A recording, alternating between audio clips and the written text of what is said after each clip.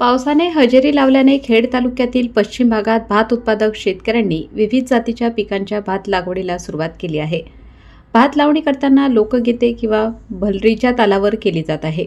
सध्या निसर्गाच्या सानिध्यात असलेल्या या भागात कानावर या गीतांचे आवाज पडत आहेत।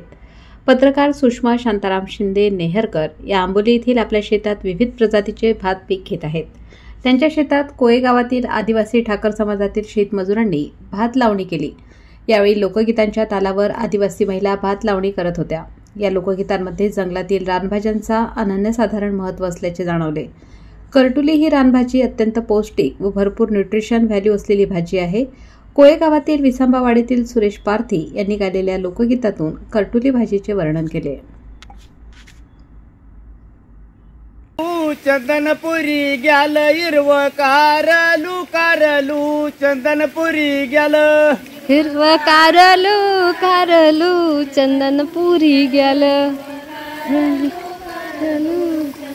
पुरी गेल हिरव कारलू कारलू चंदनपुरी गेल हिरव कारलू कारलू चंदनपुरी गेल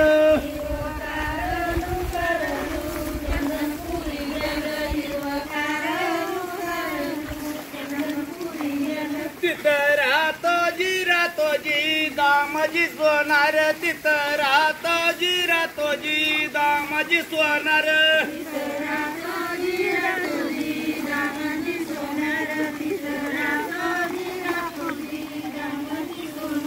त्यांनी काय गाडीलं पटियाचा जोड त्यांनी काय गाडीलं पटियाचा जोड काय गाडलं पटियाचं जोड